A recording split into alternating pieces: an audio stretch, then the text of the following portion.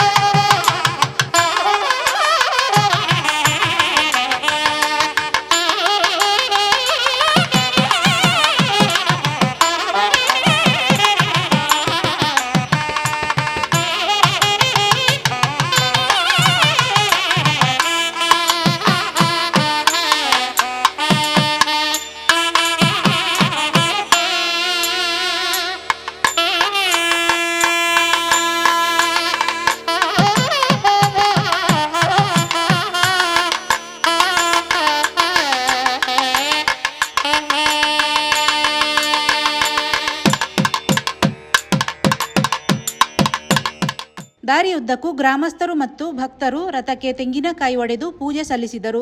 ಶಾಂತಳ್ಳಿ ಗ್ರಾಮದ ಕೊತ್ತನಹಳ್ಳಿ, ಬೀದಳ್ಳಿ, ಹೆಗ್ಗಡಮನೆ, ಕುಮಾರಹಳ್ಳಿ, ಬಾಚಳ್ಳಿ, ಕೂತಿನಾಡು, ತೋಳುನಾಡು, ಯಡೂರು, ತಲ್ತಾರೆಶೆಟ್ಟಹಳ್ಳಿ ಸೇರಿದಂತೆ ಮತ್ತಿತರ ಗ್ರಾಮದವರು ವಿಶೇಷ ಪರಿಶುದ್ಧತೆಯಿಂದ ಸ್ವಾಮಿಗೆ ಫಲ, ತಾಂಬೂಲ, ದವಸ ಧಾನ್ಯ, ಕಾಣಿಕೆಗಳನ್ನು ನೀಡಿ ಪೂಜೆಯಲ್ಲಿ ಭಾಗಿಯಾದರು. ಜಾತ್ರೋತ್ಸವದ ಪ್ರಯುಕ್ತ ಬರಿಗಾಲಿನಲ್ಲಿ ಪುಷ್ಪಗಿರಿ ಬೆಟ್ಟವನ್ನು ಹತ್ತಿ ಬೆಟ್ಟದ ತುತ್ತ ತುದಿಯಲ್ಲಿರುವ ಶ್ರೀ ಕುಮಾರಲಿಂಗೇಶ್ವರ ಸ್ವಾಮಿಯ ಪಾದುಕೆಗೆ 14ರಂದು ಪೂಜೆ ಸಲ್ಲಿಸಿ ಜ್ಯೋತಿ ಬೆಳಗಿಸಿ 2 ದಿನ ಬೆಟ್ಟದಲ್ಲಿ ವಾಸ್ತವ್ಯ ಹೂಡಿ ಜನವರಿ 15ರಂದು ದೇವಾಲಯಕ್ಕೆ ಜ್ಯೋತಿಯೊಂದಿಗೆ ಬಂದು ಅರಸು ಬಲ ಸೇವೆ ಮಾಡಿದರು.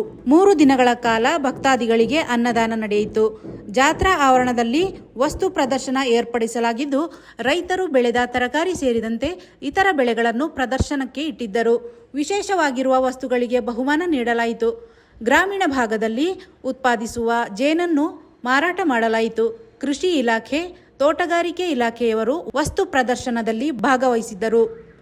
ಧರ್ಮದರ್ಶಿ ಮಂಡಳಿ ಉಪಾಧ್ಯಕ್ಷ ಕೆಟಿ ಮಧು ತಮ್ಮಯ್ಯ, ಕಾರ್ಯದರ್ಶಿ ಕೆಕೆ ಮುತ್ತಣ್ಣ, ಖಜಾಂಚಿ ಉತ್ತಯ್ಯ, ಸಹ ಕಾರ್ಯದರ್ಶಿ ಎಚ್ಎಸ್ ಗಿರೀಶ್ ಇದ್ದರು. ಪ್ರಧಾನ ಅರ್ಚಕ ಎನ್ಜಿ ಕೃಷ್ಣಮೂರ್ತಿ ಪೂಜಾ ಕಾರ್ಯಗಳನ್ನು ನಡೆಸಿಕೊಟ್ಟರು.